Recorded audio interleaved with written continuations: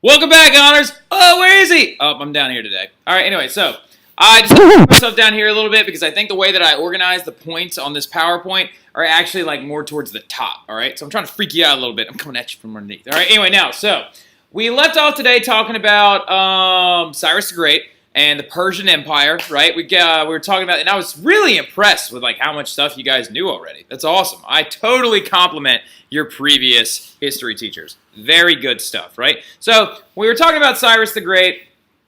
Big thing about it is he was preached a lot of times as being like a great uniter, as being a person who brought people together in peaceful harmony, except for the Babylonians, because he really didn't like them. But we're not going to get into that right now, all right? Anyway, some of it probably has to do with the fact that the Neo-Babylonians took over, and he tried to anyways, he actually spent a year and a half invading one big Babylonian city and could never actually defeat them. So he's a little salty about that. But anyway, in 550 BC, Cyrus the Great is going to begin to expand out of his Indo-European Iranian area and conquer a bunch of small little neighboring kingdoms. He is a military genius, all right? His battle campaigns and his use of strategy and elevated ground is actually mind-blowing. He also is eventually going to, though, grow and grow and grow, and he's going to take over an entire area spanning 2,000 miles, which is basically the distance from North Carolina to California. That's how big the Persian Empire was, right? It's absolutely enormous. So, kindness towards others was a thing that he actually believed in heavily. He thought that conquered people should feel comforted underneath the Persian Empire. So this is actually going to help him out diplomatic-wise to actually convert some people peacefully, right? So he honored local customs and religions, and he also, in 538 BC, is even going to allow the Jews to return back to their homeland in Jerusalem. He believed that it was ridiculous that they were being extradited out and moved all over the place and all of these other things like that. He considered by the Jews to be one of God's chosen people, right? He was believed to be one of the great ones, as according to the Jewish community. Because you know what? Remember, according to Cyrus, do what you're supposed to, pay homage, pay your taxes, right? So, Cyrus preached tolerance. How is this massively different from the Assyrians, you ask? Very nice job, Jack. I heard you over there, Raven Horse. All right, good stuff. That's exactly right. It was believed to be much more easy, right? He wasn't making enemies in this sense, right? He wasn't making any enemies. So keep going forward, though. Tolerance. Speaking of that, right? Cyrus just used the idea of tolerance to keep peace and to seem like a liberator, okay? He allowed people to keep their customs and religion, and he showed kindness toward conquerors people. We just said this on the last slide. It's not a big deal. Just go back to your last notes and just circle tolerance a couple of times. We're going to skip that. I'm going to actually use that as a short answer test. Blah, blah, blah, blah, blah. Short answer thing. So, as time progressed, his next descendant, kind of, is actually going to be one of the big helps, one of the big guys in front of him. His name was Darius the First. Darius the First is going to introduce a money-based economy. He's also going to build the Persian city of Persepolis, right? Got some really cool pictures to show you. So Persepolis, right? Really quickly, somebody tell me, how is that building already culturally diffused? Anybody? All right, anyway.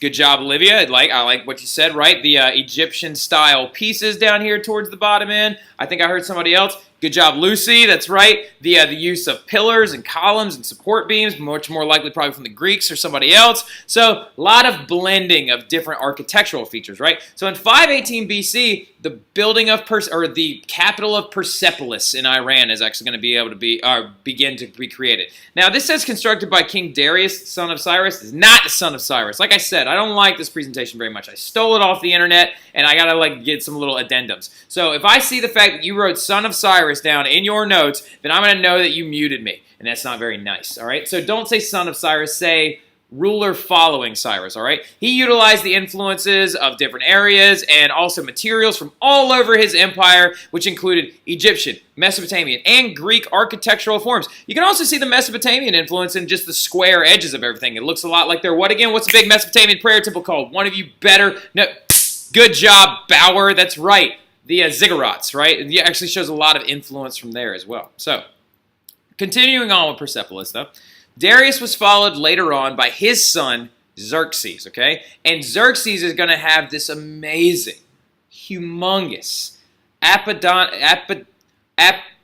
that thing, which I'm going to just call the audience hall, built. It was a giant building of ceremony to actually welcome in esteemed guests, have events and parties and throwdowns and stuff like that. And it was this gorgeous, beautiful temple that had over 36 columns that were 60 feet tall apiece. Right here to the left, that is actually one of the columns themselves. Now keep in mind really quick about the bulls, okay? The bulls are very, very important. We'll talk about them later on when you actually get to Greece. So anyway, 36 columns with bowl-shaped tops, right? 60 feet tall apiece. He helped out with the harmonics of the entire place, gave it a giant grandeur of the whole thing. And also these beautiful reliefs on these walls that had 10,000 different immortals carved into them. Immortals also, they were king's guards, okay? Now, large, very, very large ramp also that led into the audience hall, the Apadana.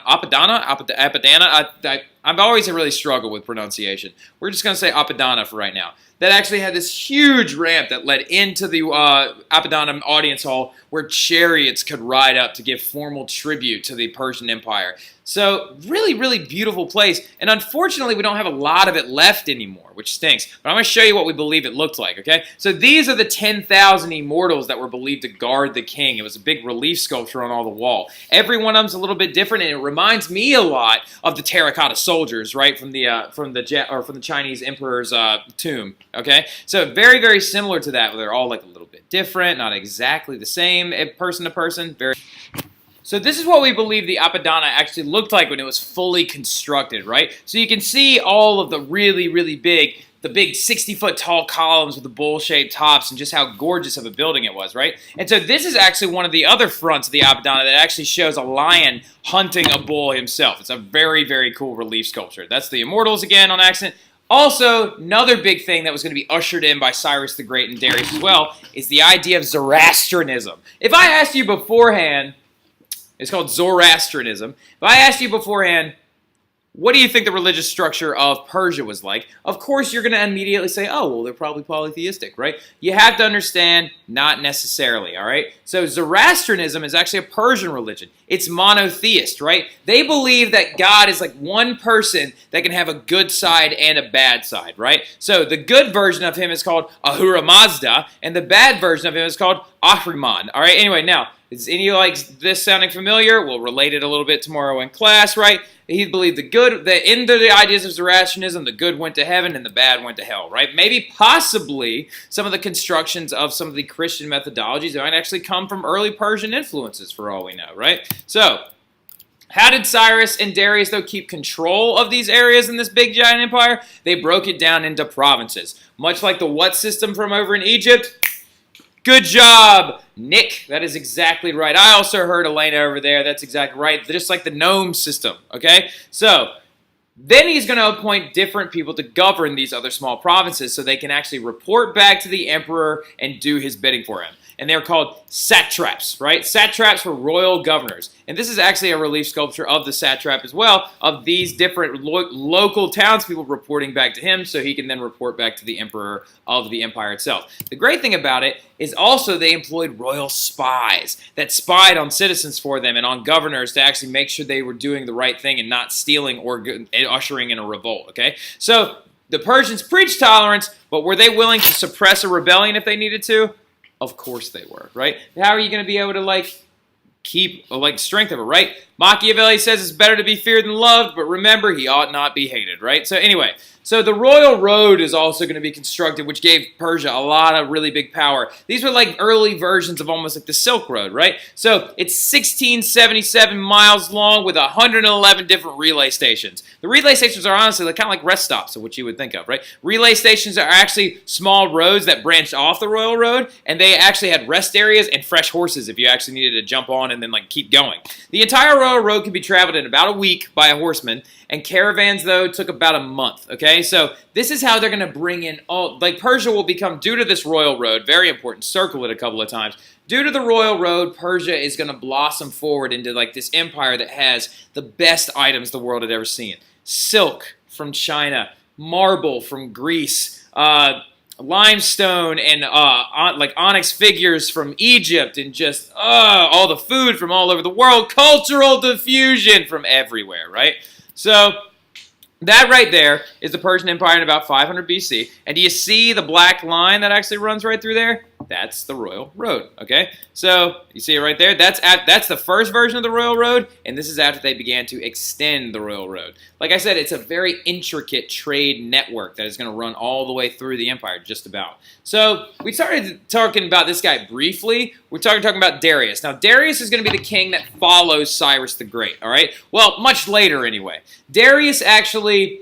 It's funny that we actually talk about Darius. Darius is one of the people where we feel like history might have been skewed a little bit, okay? Much like Caesar, much like other royals that had been murdered on their way to the top, Darius actually was not born of the king himself. Darius was like, he was a soldier, actually. He was a spearman for one of the kings at the time. And one of the kings at the time is actually going to die, okay? So it started with a B. I can't remember what his name is, but the current king of Persia that was following Cyrus the Great, he's going to unfortunately die unexpectedly. And then his son is going to come in and begin to rule. But apparently he was a terrible, terrible person. And a lot of people that were involved in his appointment said, wait, that's not even the king at all. The king's son is actually dead. That's an imposter! And they said that Darius was the hero that killed the imposter, and due to his bravery was given the throne also, and one of the emperor's daughters. So, well, that they don't ever really talk about that. But, like, you understand what I'm saying? Like, Darius possibly actually was supposed to be this hero that killed an imposter on the throne, but might have never happened. Might have actually been a way to cover up the fact that he murdered an emperor, right? So we're not really sure about Darius. He's either a great guy or he might necessarily be a bad guy. We're not really sure, honestly. But he was a member of the king's bodyguard. He overthrew the king in 522 BC and took power, but he created a very well-organized and efficient government. He brought peace and stability to his people, and he expanded the empire by another 500 miles. Now, as we always need to remember, leaders want to always do up the guy that came before them, okay? However, there was one people that stopped him dead in his tracks. He could not conquer the Greeks for some reason. But he did also introduce a money-based economy, which is very, very cool. We'll talk about that a little bit more when we talk about the Greeks, right? They had contacts with the Greeks through Darius the First. However, he could never actually fully conquer them, right? His first invasion of Greece actually resulted in a loss, all right? So anyway, this guy right here you've probably seen before. Remember what I said? This is how Hollywood painted this next guy we're talking about. But tell me if they look very much alike. Nope, not really. But who we're talking about next is Xerxes, okay? So Xerxes is going to be one of the final strong emperors of the Persians, okay? Write that down. Final strong emperors of the Persians. Because he is the son of Darius the Great, as Darius the First was oftentimes called. He brought Persia to its highest peak, okay? He's best known for his invasion of Greece during the Third Persian War. Don't write Third Persian War. Don't write that. Scribble it out if you've already written it, and write Second Persian Invasion. It's actually a better way of referring to it. Now, he actually followed Xerxes, or the leaders that followed Xerxes actually are going to be very, very weak and cause a lot of disunity among the empire, okay? Hold on one second. I got to plug up my computer because it's saying it's about to die. Anyway, so following different people like Xerxes, though, it's going to cause a lot of weakness. And unfortunately, Persia would finally fall to this man. Anybody ever? Hold on, I'm coming. Don't die.